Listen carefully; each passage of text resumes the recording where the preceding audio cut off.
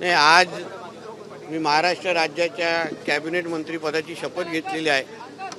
मी देशाचे पंतप्रधान आदरणीय मोदी साहेब, आमचे गृहमंत्री सन्मान्य अमित शहाजी, आमचे राष्ट्रीय अध्यक्ष सन्मान्य JP नड्डाजी, महाराष्ट्र राज्याचे मुख्यमंत्री सन्मान्य देवेंद्र फडणवीस साहेब, सन्मान्य राणे साहेब, सन्मान्य एकनाथ शिंदे साहेब, सन्मान्य अजितदादा, सन्मान्य आमचे रवी चव्हाणजी, सन्मान्य बावनकुळेजी, या सगळ्या जणांचं, माझ्या सगळ्या नेतृत्वाचं मनापासून मी आभार मानतो.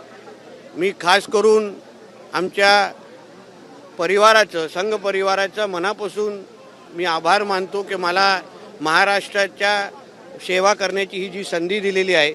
मी हिंदुत्ववादी विचाराचा कार्यकर्ता म्हणून महाराष्ट्र राज्यामध्ये हिंदुत्व अजून भक्कम करण्यासाठी मी माझ्या पदाचा जास्त जास्त उपयोग करीन, एवढा विश्वास मी महाराष्ट्रातल्या हिंदू समाजाला या निमित्ताने निश्चित पद्धतीने देईन. त्याचबरोबर माझा मतदारसंघ कणकवली, देवगड, वैभववाडीच्या सगळ्या जनतेचं मी मनापासून आभार मानेन, कारण का त्यांच्याच आशीर्वादामुळे मी आमदार होऊ शकलो आणि आज मंत्रिपदाची शपथ घेऊ शकतो. माझं रक्तच भगवा असल्यामुळे माझा कुर्ता पण आज भगवा आहे. शेवटी आम्ही हिंदुत्ववादी विचाराचे कार्यकर्ते म्हणून आम्ही महाराष्ट्रामध्ये आम्ही कानकोपऱ्यात फिरलो. हिंदू समाजाचा आवाज म्हणून आमच्यासारखे असंख्य हिंदुत्ववादी कार्यकर्त्यांचा आवाज आज मंत्री म्हणून मी आज तिथे उभा होतो.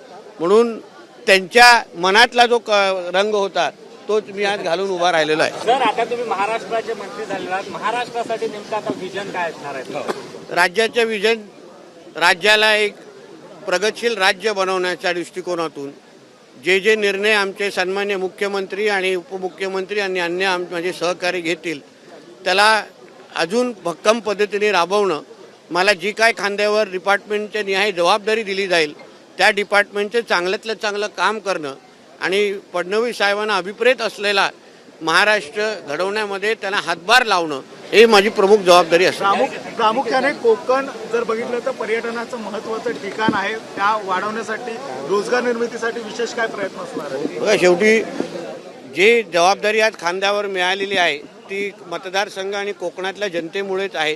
कारण का कोकणातल्या जनतेने आम्हाला भरभरून प्रेम दिलं आणि जी काही मंत्रिपदाची जबाबदारी की जे काही खातं भेटेल त्याच्यात जास्तीत जास्त उपयोग महाराष्ट्राचा निश्चित पद्धतीने करीन, पण कोकणाला निश्चित पद्धतीने झुकतं माप देईन. ABP माझा, उघडा डोळे बघा नीट.